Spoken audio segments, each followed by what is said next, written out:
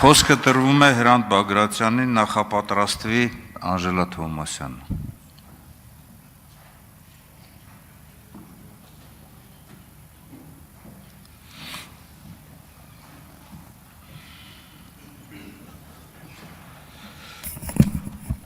Բարև ձեզ,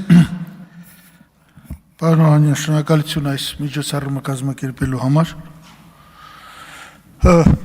Գալով առաջի հարցին ես միանում եմ Իշխան Սաղաթելյանի ասածին եւ այստեղ հնչեցվեցին հարցեր, իմ խորին համոզմամբ լավ կլինի մի հատ պետիցիա ստորագրենք ու գոնե երկու հարց լուծենք։ Մեկը իշխանությունը շարունակելու է բռնությունները, բայց դա չի նշանակում, որ ամեն անգամ պապը փլավ կուտի։ Գոնե մենք պետք է կազմակերպենք մի պետիցիայով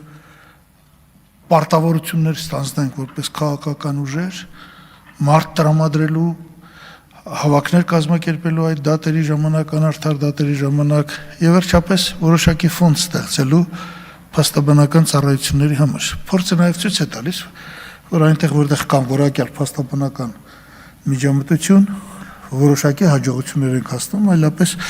ամեն անգամ չենք կարող ցիտել, թե միևնույն է քաղաքական է, միևնույն է ոչինչ անել չես կարող, այդպես չի, շատ հաճախ նույնիսկ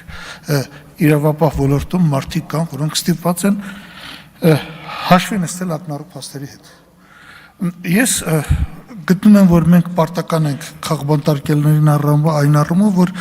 այսօր իշխանությունը դրանով զբաղված է մի քիչ ժամանակ ունի հերթական դավաճանական քայլեր անելու,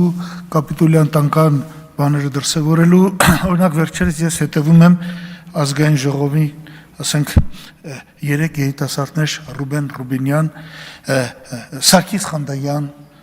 Արման Եղոյան խոսում են այն մասին, որ անկլավներ կան, որ պիտի վերադարձնենք։ Մարդն ասում է, անկլավ կա, սա պիտի վերադարձնենք։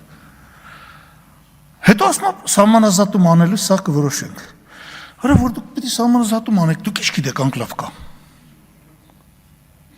Լավ, ես ոնց ասես, այս բաները ոնց բացատրես, ոնց կարելի է երկրի հետ խաղալ։ Օրինակ ասում է, քյարքին պիտի տանք, սահմանազատում չարած։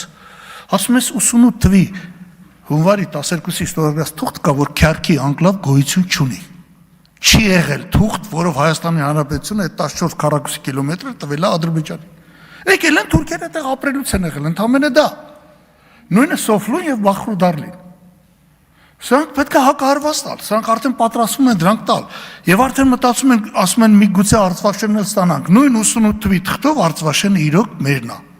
Բայց Սոֆլու, Բախրուդարլու քյարքի իբրև ադրբեջանական բնակավայրեր գոյություն չունեն։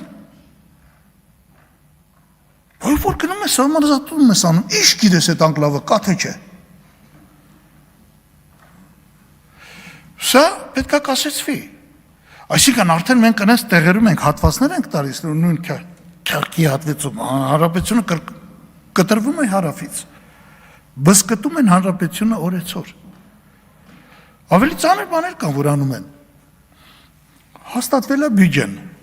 3 տրիլիոն 628 միլիարդ ծախս 3 տրիլիոն 91 միլիարդ եկամուտ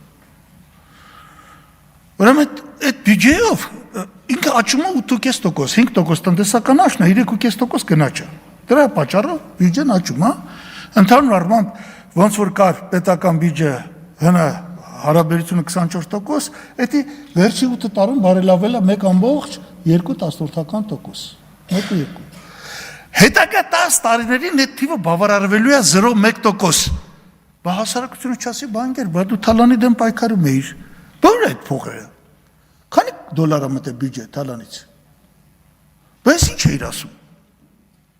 0.1% նախկինների օրոք ամեն տարի ավելանում էր 0.5-ից 0.7%։ 5-6 անգամ ավելի լավ։ Որտեղ բնական է, ինչքան դու աշխատում ես, այնքան կարողանում ես սեղմել, իմանում ես հարկերի տեղը, ես չեմ ասում եմ ասեմ, որ հարկերն էլ բարձրանում ես։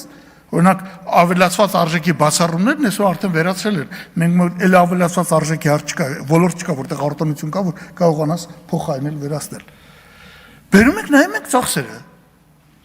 Բանակի ծախսերը 660 միլիարդից իջեցնում են 550 միլիարդի։ 550 միլիարդի։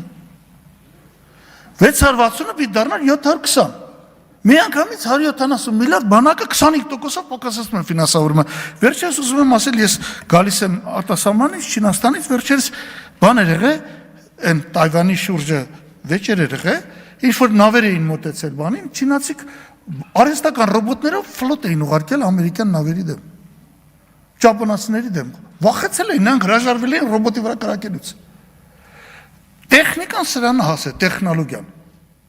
Նույնիսկ եթե դու բանակը, ասենք, ինչ որ մի բանով կրճատում ես, սա է սպարտավորավել ասել, ծախսերը ինչու պիտի պակասեն։ Այսպես է մրցակցությանը դիմանալու միակ ձևը։ Ես ուզում եմ ասել, որ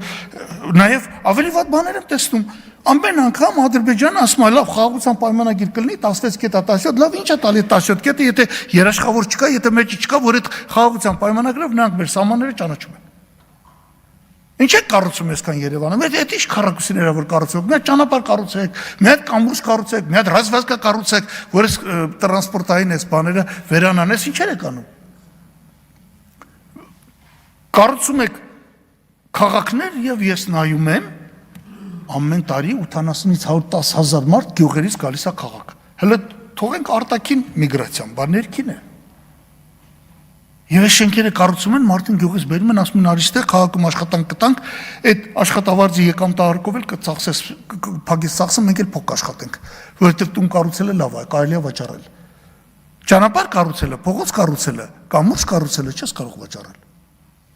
Սա բացահայտ թալան է, բացահայտ։ Մեզ պետք չեն այդ տները։ Մենք 100 միլիոն քառակուսի մետր բան ունենք, բնակ տարածք ունենք, երբ որ ունենք 3 միլիոն բնակչություն։ Համարյա թե 35 քառակուսի մետր, ամբողջ այս բյուջեն դրած վարի են տալիս։ Մենք անպայման պիտի կարողանանք ընդդիմադիր ուժերով միավորվել եւ ես կարծում եմ, որ մենք մի կերպ ցկենք, ես հույս ունեմ մինչև հունիսի ընտրությունները պետությունը այնուամենայնիվ կմնա, այս տները չեն կառուցի նրա համար, որ գյուղերից մերոնց բերեն քաղաք, իսկ գյուղերը տան ադրբեջանցիներին, որոնք պիտի գան այդտեղ ապրեն, այս միտումները ես տեսնում եմ, դժբախտաբար շատ հաճախ այս բայղոշություն են անվանում այս կանխատեսումները, բայց մեծ մասամբ 90%-ով տեղ են ունենում։ Եվ եթե մենք չհասնենք կարդինալ փոփոխության հունիս ամսին, դրանք կլինեն Հայաստանի Հանրապետության պատմության մեջ վերջին ընտրությունները, եթե գործող իշխանությունը կարողանա հաղթանակ տանել։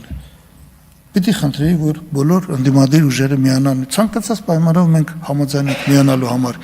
միացեք, սարքեք մի հատ կուռ բևեռ եւ հանգիստ կարող ենք ջարդել։ Ամեն մեկը հույս ունի, թե ինքը վաղը կգնա ձայն կստանա, հա կստանա 2%, 3%, 1%, 1-2-ը կանցնեն։ Ի վերջո իրանք հայտարարեն, որ հաղթել են ու կդնեն ու կգրփեն։ Չի լինելու խաղաղություն Ադրբեջանից, իրանք չեն կարող գնալ խաղաղության իրանց արտաքին քաղաքացիության, որովհետև ուժեղի եւ թույլի միջև խաղաղություն պայմանագիր լինելու համար երաշխավոր է պետք, առանց երաշխավորի չի լինելու այդ խաղաղությունը։ Հասկացեք։ Եվ հերթով տալու են, հերթով հանձնելու են եւ հերթով նորանոր դժբախտությունների առաջ կանգնեցեն, դրա համար են պայքարում ինքնության դեմ, դրա համար են պարտքայում այս մարդկանց դեմ, որոնք համարձակություն են ունեցել դուրս գալ իրանց դեմ, որովհետև այս մարդիկ իրանց ձեռք չեն տալի, եւ կներեք դրա համար է, որ արևմուտքից շատերը չէի բանանի քննադատի ամբողջ արևմուտքին, բայց արևմուտքից շատերը գերադասում են այսպես բոլորը չնկատել։ Այս բոլորը շնորհակալություն ուշադրության համար։ Շնորհակալություն։